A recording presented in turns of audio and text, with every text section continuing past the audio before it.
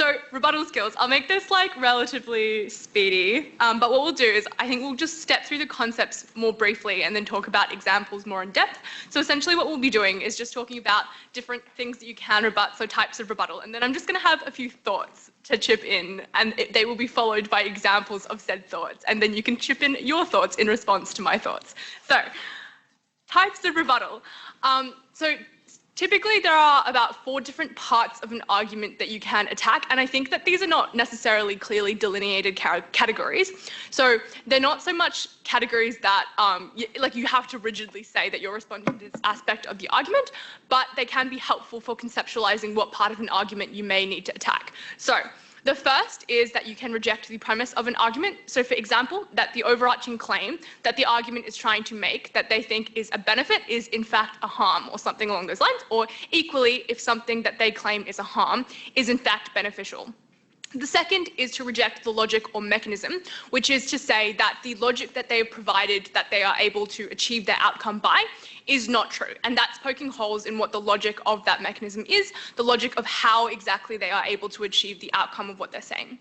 The third is to reject the impact, so to say the effect of this is much smaller than you claim, and this kind of links into the concept of something like mitigation.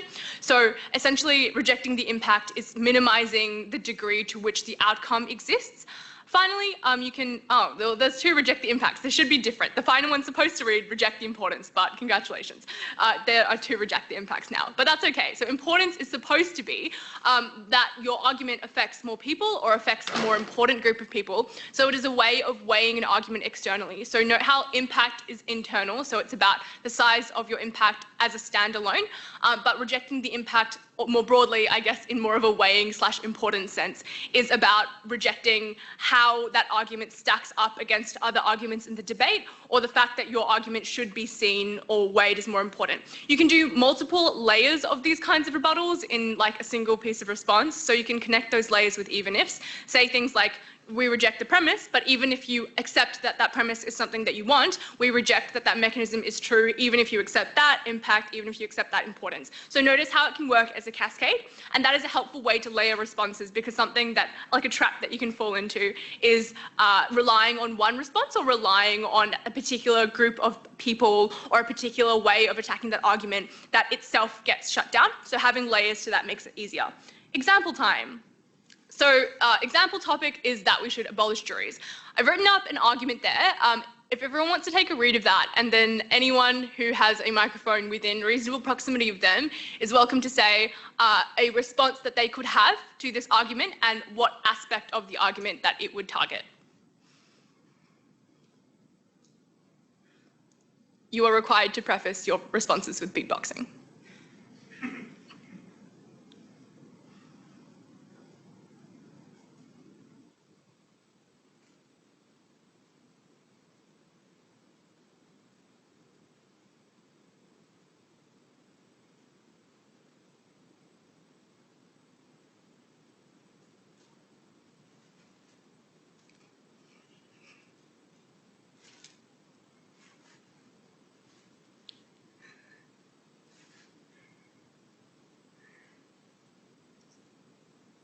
Hello.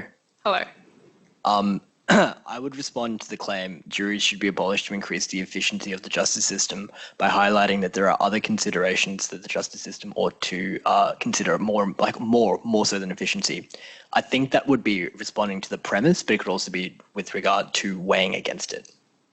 Yeah, perfect. Great. That's also a good example of how categories like these aren't necessarily fixed, so you can use them as a helpful way to conceptualize responses, but also they might blur together. So I think that there are 2 ways you can approach that, like Deepak says. So you can approach it through the lens of saying that efficiency itself may be something that is not desirable because it has other negative consequences, or you may say that to the extent that it is desirable, there are other factors that are more important, such as making sure that there is a fairer system of trial, for instance. Does anyone else have any ideas for responses?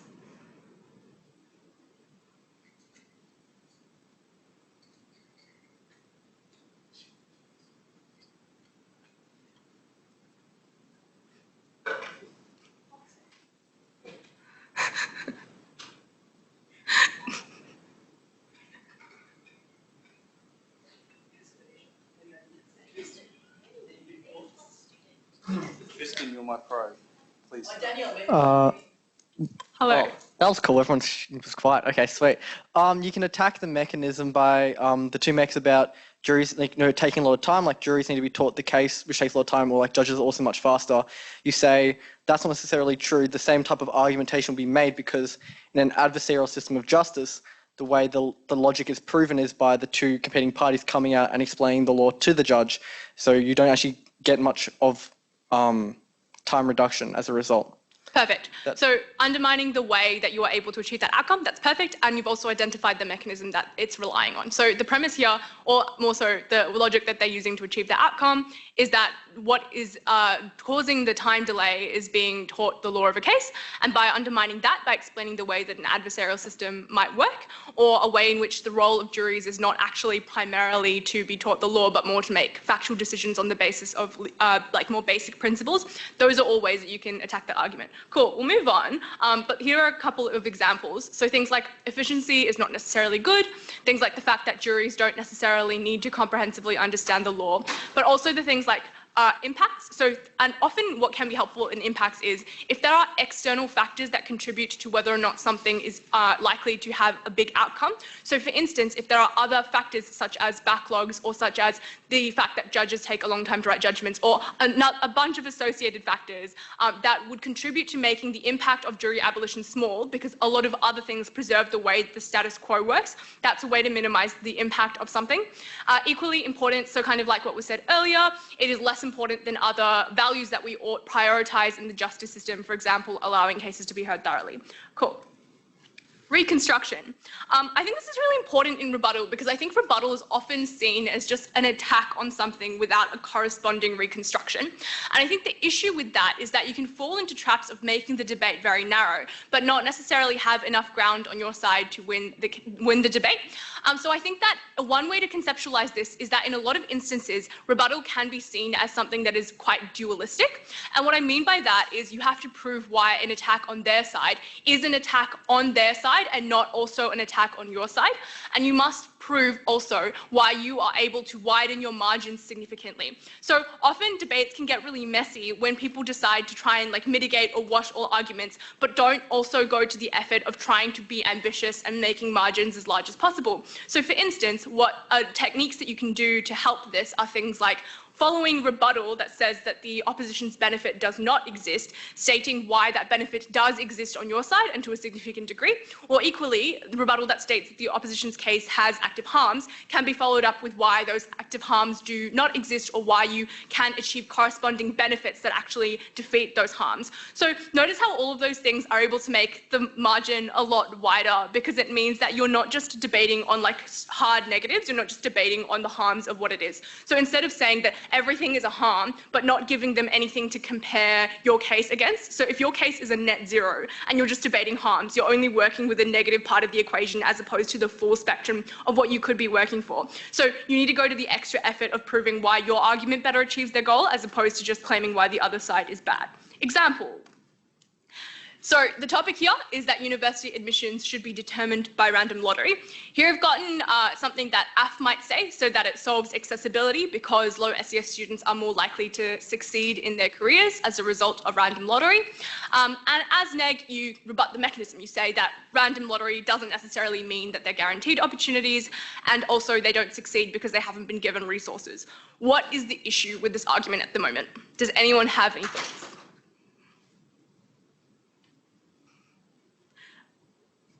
I will give this section of the room a pass if others down here want to say anything.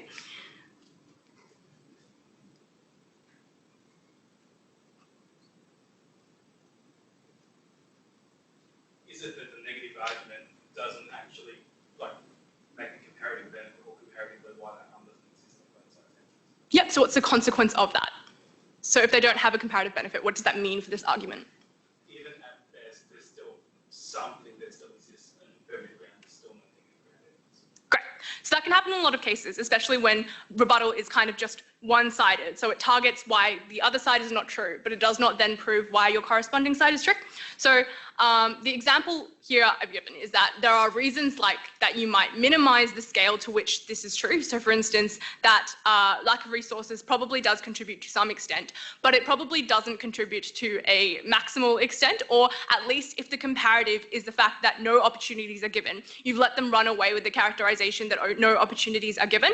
And so as a consequence of that, what you're comparing is like a small amount of students versus no students at all. And without defending the fact that your actual, what like your side stands for is not no students, you've kind of let them run away with that characterization throughout the rest of the debate, making that whole adjudication business also a lot more messy. So how can we improve that? How can we make it better? Any thoughts and suggestions?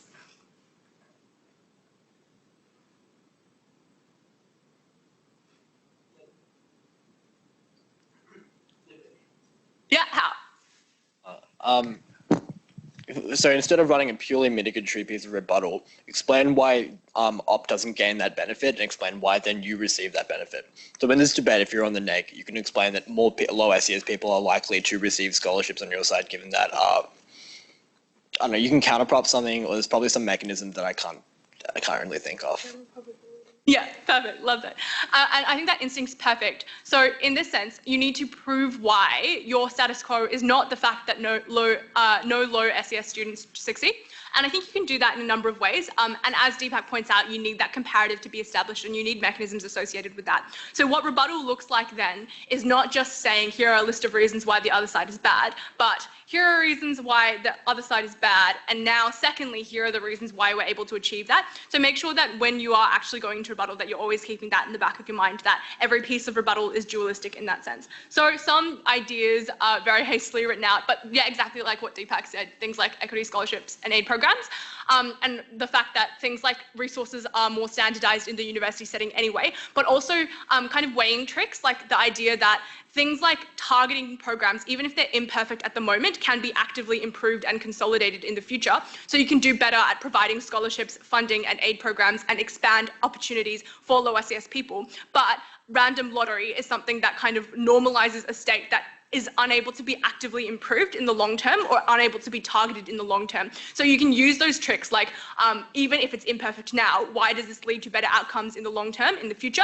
What are our mechanisms for doing so? Why do things like scholarships, why do things like aid programs, and the way they can be specific, why is that specificity better than something that is a general like blanket system, which might be marginally better now, but will stay static into the future? Those are all kinds of things that you can use. Here are some thoughts on symmetry, because I'm really annoyed when people say that that will happen anyway. It's a bad time. It's the start of a response, but it's not the entire response. And often a lot of the time what people do is they like to say, this will happen anyway, and then they just kind of stop there and they don't do anything more with that response. But kind of like what I was saying before, debating at its best shouldn't be about just kind of like throwing punches at each other until someone's down, but you actually have to like defend your own and also make sure that you are in a stronger position. And part of that is to not try to make that many neutral statements, which is something that I find that people try to do a lot. They think that it's easier to do like a soft line thing, or like, oh, we'll have a bit of both, or it will happen anyway, it's symmetric, as a way that they think that makes the debate easier. But also like try to go further with those points if you can. So when there is symmetry, you have to try and also explain why the fact that those issues are symmetric also mean that they have a consequence. So whether or not that is an act of harm that is exclusive or a benefit that is exclusive, the pointing out of something that will happen anyway is not necessarily sufficient for that to be a response, unless you also explain the consequence of that symmetry and the consequence of what that means for the case more broadly, and connect that to ways that you are able to achieve things like benefits and harms. I think on the flip side, something like analysis that deals with asymmetry, so asking, for instance, if the application of this motion is to some extent true on both sides, is it likely to have an asymmetric impact on one side of the debate compared to the other?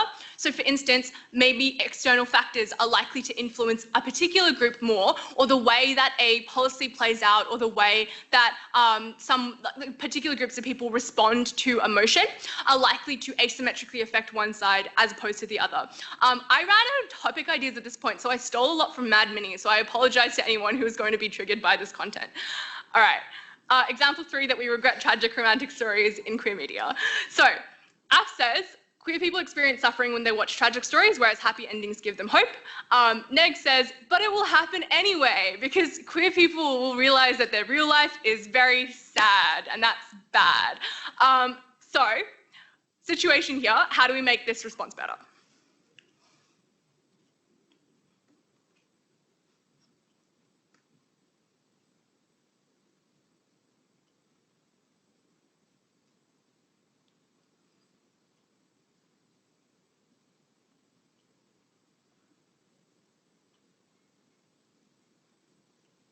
See a lot of intense staring, but not a lot of talking.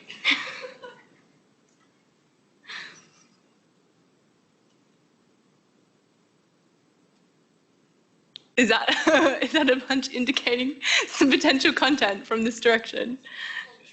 From Tristan? Yeah. Would Tristan like to contribute some thoughts? You could say, but now, so the sadness happens on both sides, but now you have the benefit that's sort of asymmetrical to your side.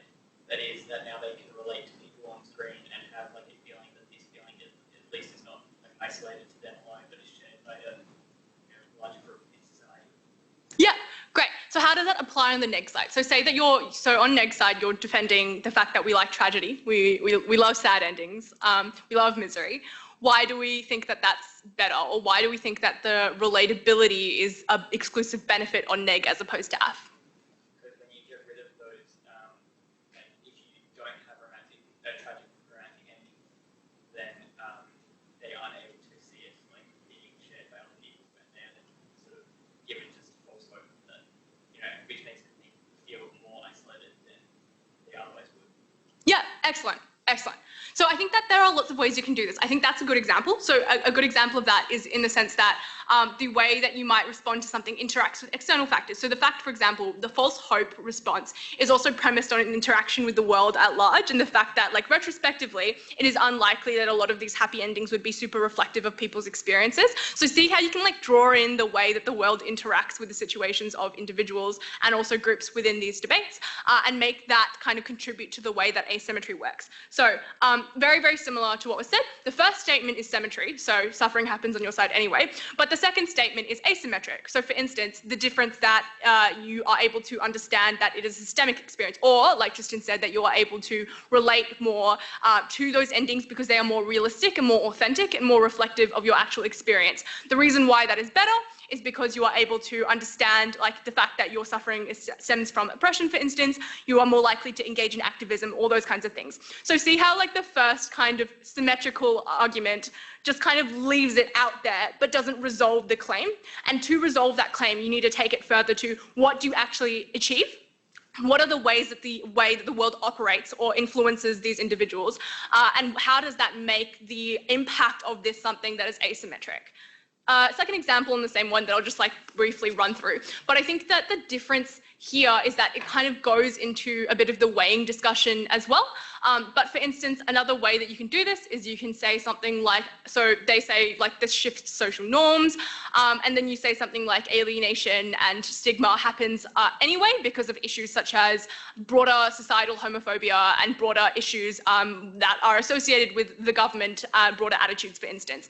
And then the asymmetric thing, again, here kind of relates to awareness of how the world operates outside of the existence of that symmetry. So if that symmetry then exists, then perhaps the effect of the media on that general population is quite marginal compared to the more significant impact that it's likely to have on particular other groups of people. So also how asymmetry works is also kind of a system of characterization, because if you think that some groups of people are likely to respond more to emotion, for instance, in this case, that queer people are likely to watch this kind of media more, that might be more significant, or the impacts associated with those individuals and their responses to that media might be more significant than the fact that you might shoot for a broader aim, so something like the fact that you want to change society at large, but that difference is not actually significant. So the impact of media is much more significant and much more personal and relatable for queer people, for instance, compared to a much broader but more ambitious and unlikely characterization of what's likely to result. Okay, contradictions. You can see a theme here. It's kind of just me being annoyed at people who like start to say things and then don't finish their sentences and don't finish their thoughts. So finish your thoughts and explain the consequences of why things are important. This is essentially kind of along the same line in that you don't need to just say that a contradiction exists, because I think a lot of the time people are really like keen to have gotcha moments. So they really want to be like, oh, this is brilliant. I've got them. This one example is contradictory with the rest of their case. They are like absolutely down. But I think that needs to come with more of an awareness of everything that you're saying in your like constrained context of your speech must be targeted, and therefore the consequences of why you have chosen to bring up something like a contradiction in rebuttal ought also be explained. So you have to explain why contradiction is something that matters and what the consequences of contradiction are likely to be for the case overall. One way you can do that is you can use like things like either or, so you can force your opposition to have to defend something or to pick a side. So either this is true and this world exists and the consequences are as such, or this other world exists and the consequences flow as such. They have to tell us which side it is. They have to be willing to defend one of those two. One of them makes their benefits moot or something along those lines. So clearly explaining what the consequences of a contradiction are. I guess also contradiction can work in different degrees. So there are contradictions that are probably a bit more implicit, things that probably like push at each other but maybe are not directly contradictory. But I think that those are things you can exploit as long as you're able to explain why those consequences matter and are important, as opposed to just why they exist in a vacuum. So, example, I'll just go through this one again because I forgot to animate it apparently. That's very, very sad. That we support the use of predictive algorithms in criminal sentencing. So for instance, in this case, there are two claims. One, that predictive algorithms are better than judges because they're free of human biases. And secondly, that algorithms will be effective and comprehensive because judges are responsible for creating them. So I think in this case, you can kind of see how if judges are suggested to be biased because algorithms are better because they're free of biases, so judges are suggested to be biased, then the fact that judges are creating these algorithms mean that there is likely to be a degree to which that bias is transmuted onto that algorithm, and that is not something that has been clearly explained at that point in the argument. So I think sometimes contradictions are things that can be cleared up, even if you are the subject of a contradiction. But the helpful tool, I guess, in rebuttal is kind of pushing that along and forcing them to take a position that doesn't allow them to claim all the benefits that they want to and kind of run away with all of them. So for instance, in this case, you can say either they maintain that algorithms are created by judges, in which case they are as biased as human judges unless they give you a mechanism to prove otherwise, and therefore all of their benefits associated with there being less bias are out in this debate. Or alternatively, you can see that those judges will not be responsible for creating those, in which case you have to provide an alternative that also puts them on the back foot because it means that they've probably had less time to come up with what that alternative is likely to be and how those factors are likely to be evaluated. So pushing them into those situations and also being quite clear about what exactly flows from the consequences of a contradiction. So not just that something is in tension, but also does that tension mean that this argument's benefits are unlikely to materialize? Does that tension mean they have to drop something in their case? Or does it mean that a core part of their characterization is wrong or should not be bought into as a result of the way that that tension plays out? Weighing and mitigation, flying through this. So I think yes. I had a question about the either or. Yeah. Could you just presume like that was first step and that was their model? Could you just like bully them for like having to solve the case, and then just say, well, they have to go with that line where they said judge to be biased and then going for it, you know? Yeah, and I think that's definitely also a tactic, and I think it doesn't even necessarily have to be framed in the sense of a contradiction. It can be framed in the sense of like model bashing or like attacking their model on a basic level. So I think there's a few ways. I think, yeah, definitely if their model is soft line, something that you want to do at first is immediately point out that it is soft line. So, and then similarly, like explaining that a model is soft line is also something that you need the consequences of, and you also need to explain what actually comes out of the fact that your case is soft line. So for instance, saying that that case is incredibly soft line, that means that the benefits that they are trying to claim are extremely marginal. So it means that that's very, very small and insignificant. And if that is insignificant, then bringing in some more asymmetry analysis, like that kind of thing, is likely to have an asymmetric impact. So our harms are likely to be more impactful as a result. So that's kind of something you can explain.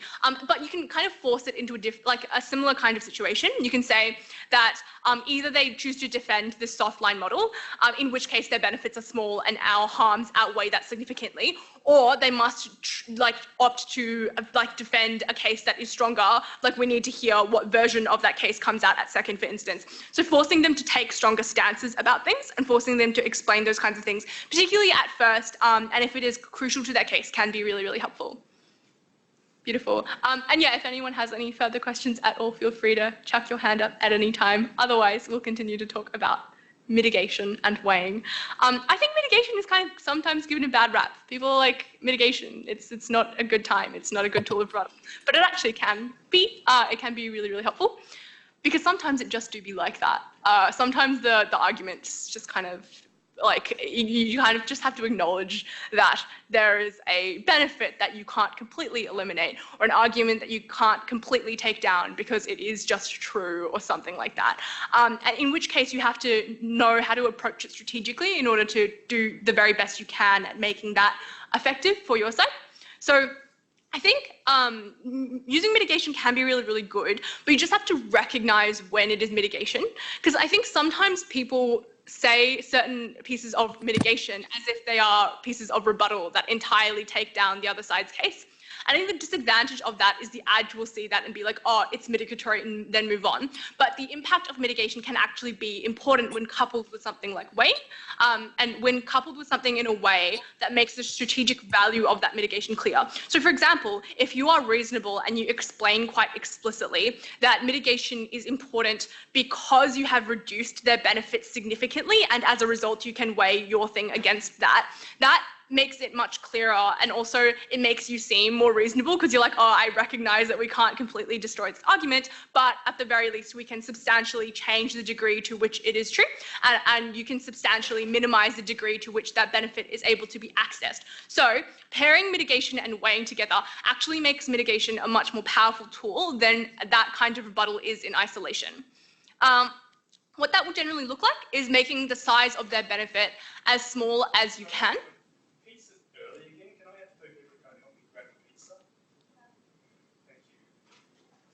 Thank you. You are doing a public service.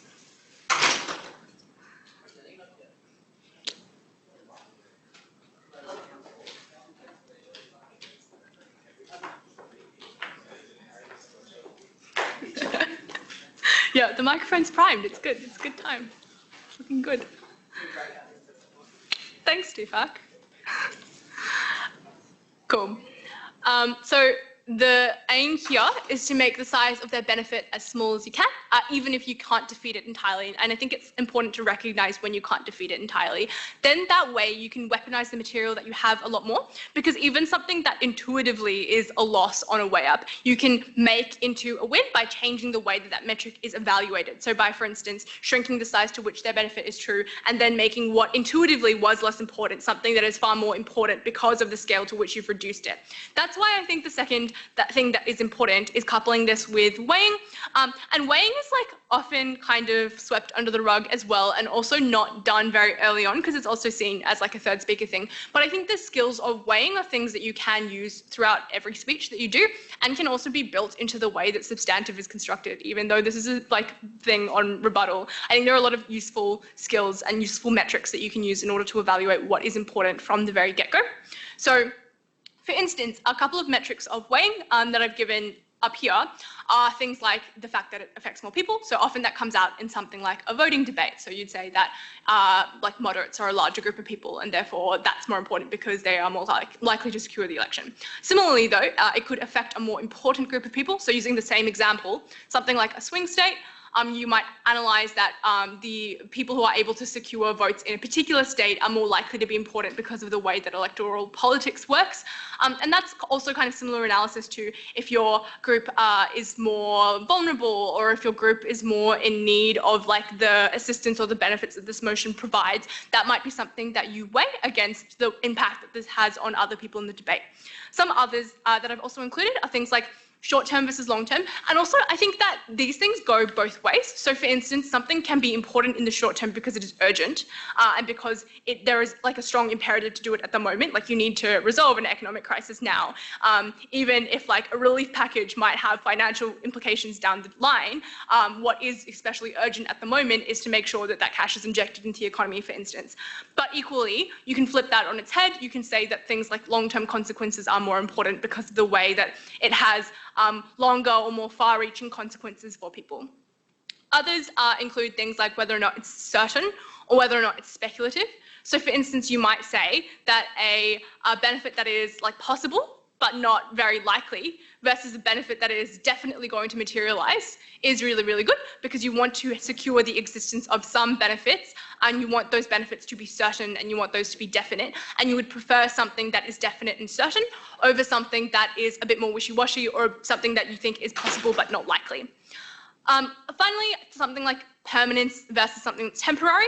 So if a benefit is likely to be permanent and apply like for everybody far into the future in a way that is entrenched versus something that is only a temporary fix or a band-aid solution to something, that might be something that you also consider in weighing.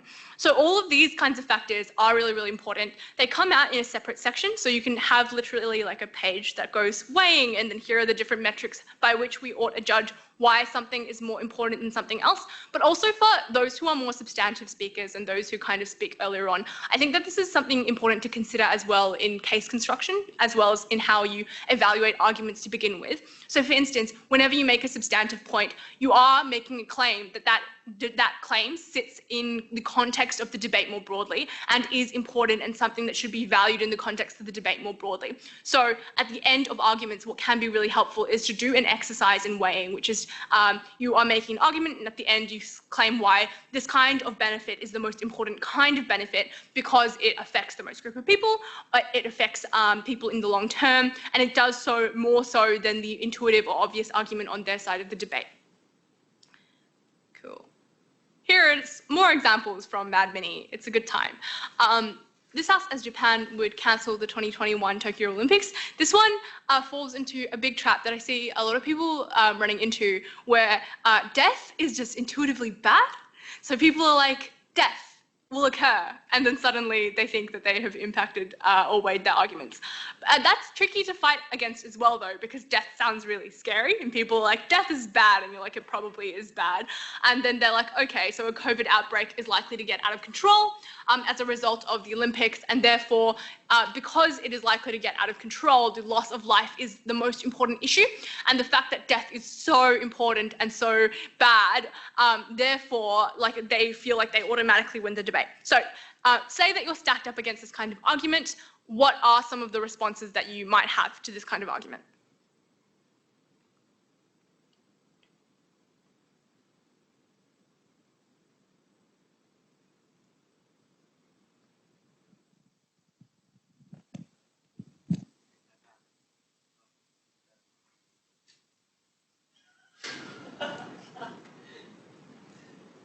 I was going to say, first you mitigate it, so you say, we don't think if there were, like, firstly, if there were deaths, that there'd be any more, like, than there would have been if there was a general outbreak, because there's not many people coming towards the Tokyo Olympics. Most people watch it are online viewers. In additionally, we don't think that an outbreak is particularly likely. We know Japan's got a long history of having quite restrictive procedures at airports, at the venues, and they can do lockdowns just like that, so the majority of the population will be safe. At best, whilst their harms are marginal, we can guarantee that the economic harms that will result for cancelling the thing and the impact that will have on not only individuals in the economy, but people going about their everyday lives and, you know, general sentiment, will cause like certain harms for people, like mass unemployment and like depression. That is like guaranteed harm in our debate, whereas this is very speculative. Perfect. Brilliant.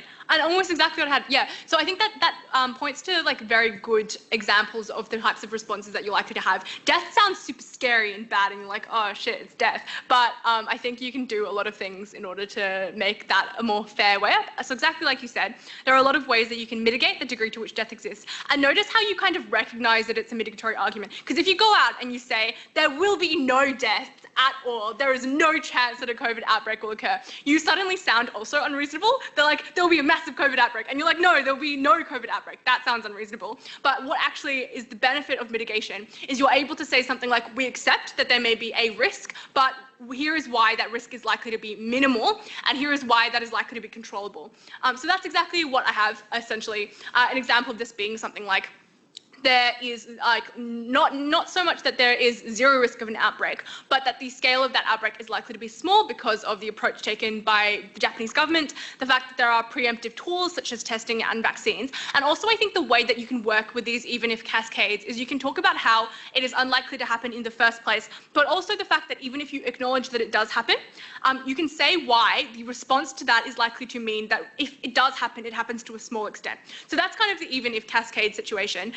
It's unlikely to be a situation in the first place, but even if it is a situation, here is why we contain it. Here is why the consequences of that are still likely to be small. We can do things like quarantine. We can do things like make sure that that doesn't spread significantly. And then secondly, that has to be weighed against other factors in the debate. So exactly like Michael said earlier, even if a risk does exist, it is something that can be managed and controlled. As a consequence, you might weigh economic recovery as more important because it is more urgent because of things like the recession. So note how that plays into the short-term metric. It is more important to uplift those people who might be suffering as a result of financial precarity.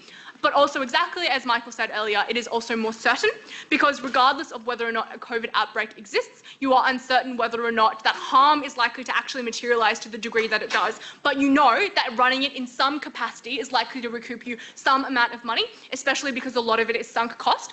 So you see how the fact that some revenue is likely to rise, whether from television, sponsorship, etc., is a guaranteed benefit that you do, regardless of whether or not you have to scale it down, because you're still able to recoup those benefits to some extent. Whereas under the other side, you are not sure whether or not that loss will actually be significant or even a loss that exists in the first place.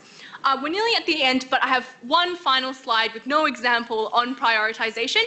Just in terms of organizing rebuttal holistically, because I think there can be a tendency sometimes to say things like, here is a claim that they made, here is my line of response to it, here is an example that they said, here is my thoughts on that example, and that can be quite chaotic.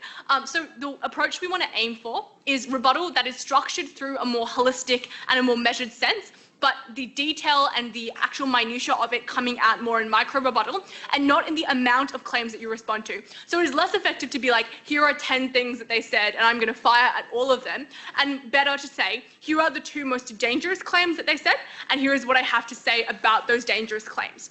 So in terms of other structuring tips, generally rebutting the most impactful or the most dangerous material first is good, because even though it is probably scarier, it is something that is likely to be more fresh in the mind of the adjudicator, especially if they are believing that a certain issue is contentious and they want that to be resolved.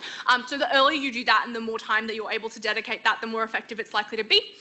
A couple of other notes. If your strongest argument is a fallback argument, so for example, if you know that weighing is actually one of the most important parts of your argument, that usually can't come first in the sense that you don't want to kind of get through weighing before you get to the arguments that are likely to at least make an attempt at refuting the logic and things like that. So that's the way in which kind of the structure at the start plays into at least a bit of the structuring. But for instance, you can prioritize things differently, and you can value time allocations for your different rebuttal differently. So you can order your responses by moving through weaker responses that attack the logic and the truth or the premise of that argument, even if you think they are unlikely to succeed. But you have those out there, and you can say something like, even if those don't completely destroy the argument, they at least minimize the scale significantly, which paves the way for your weighing argument to be more significant and more impactful at the end of that, at the end of all of the work that you've done previously. Otherwise, strong responses that undermine the truth of an argument should also be early. That's also good. And generally a good rule of thumb for checking what responses are good and kind of just sense checking your approach to that is whether or not it is exclusive. So whether or not it is exclusive as a harm or exclusive as a benefit, and also try to make them as universally applicable as possible. So often something that I see in social movements debates is people will rebut by picking out a certain social movement and like just talking about that social movement. So for instance, we're talking about social movements more broadly, they might make a claim like, actually, like social movements are very well resourced. For example, feminism has a broad base of support because there are a lot of women in society, for instance. But I think that's not something that's generally universally applicable to a lot of the ways in which social movements are likely to operate. So we want to try and make those responses as broad-based as possible and likely to apply to the majority of situations. So look for things that are common across all instances in which the motion applies. So things like aspects of social movements that mean that more engagement occurs because of more grassroots fundraising or more grassroots contact with those individuals, more of a strong connection with those activists and things like that.